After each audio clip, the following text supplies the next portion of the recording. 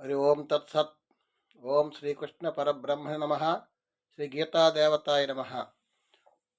భగవద్గీత 2వ అధ్యాయం సాంఖ్యయోగంలో 67వ శ్లోకాన్ని స్వామి తెలియజేస్తున్నారు. స్థితప్రజ్ఞుల యొక్క లక్షణాల గురించి చెప్తున్నారు. ఇంద్రియాణం హి చరతాం యన్మనో విధీయతే తదస్య హరతి ప్రజ్ఞాం వాయుర్నావమివాంభసి.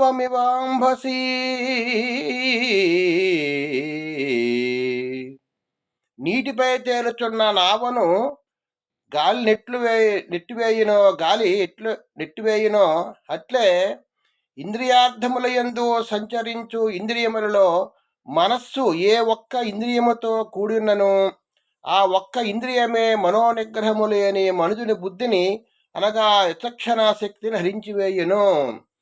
మనం ప్రతిదీ కూడా శబ్దస్పర్శాదులు మనం అనిపిస్తున్నాం. ఇంద్రియాలు పరిపరి విధాలుగా మనకి బయటికి వెళ్తున్నాయి. ఇంద్రియాలతో సమానంగా మనస్సు కూడా పరిగెడుతుంది. మనస్సు ఇక్కడ ఏ ఇంద్రియ వైపు మనం చూసామనుకోండి, చూసినంత వరకే. కానీ చూసే వస్తువుని, చూసే వ్యక్తిని మనం మనసు పెట్టి చూస్తే అది మన మనసుకి అది అంటుతుంది. ఆ విధంగా మనం తినే వస్తువు కానీ, మాట్లాడే మాట కానీ, ఏదైనా సరే మనం శబ్దస్పర్శాదులు మనం అనుభవించేటప్పుడు మనసు వెళ్ళకూడదు. దానికి ఏంటంటే నావ సముద్రములో గాలి ఏ వైపు వెళ్తే ఆ వైపునే నావ వెళ్తుందని చెప్తున్నారు ఉపమానంగా. నీటిపై తేలుచున్న నావను గాలి నెట్టివేయును. గాలి నెట్టివేస్తుంది అనమాట. ఈ సముద్రంలో ఉన్నటువంటి గాలి నెట్టివేస్తుంది పడవని. ఆ విధంగా మన ఇంద్రియాలు అనుభవిస్తున్న కొద్దీ ఆ అనుభవాలు వెనక్కి మన మనసు పరిగెడుతుంటే ఆ మనసుకి అది మనకి అంటుతుంది. మనం ఏ శబ్దస్పర్శాలు మనం అనిపిస్తున్నామో అవన్నీ మన మనసులోనికి, బుద్ధిలోనికి అవి తిష్టై ఉంటాయి. అదే సంకల్ప రూపంగా, ఆలోచన రూపంలో మళ్ళీ మనకు వస్తుంటాయి.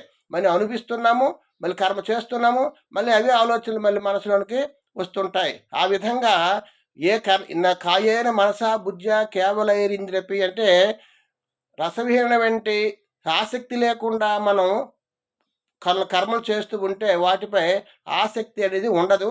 కర్మలు చేస్తుంటాం, పనులు చేస్తుంటాం, కానీ వాటి యందు ఆసక్తి ఉండదు. ఒట్టి ఇంద్రియాల చేత మన కర్మ చేయమన్నారు. ఆ విధంగా మనం ఏ పని చేసినా సరే మనసు పెట్టి చేస్తే అది మన మనసుకి అంటుతుంది.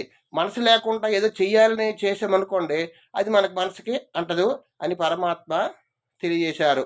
హరి ఓం తత్సత్. జై గురుదేవ్. ఓం నమో నారాయణాయ. ఓం శాంతి శాంతి.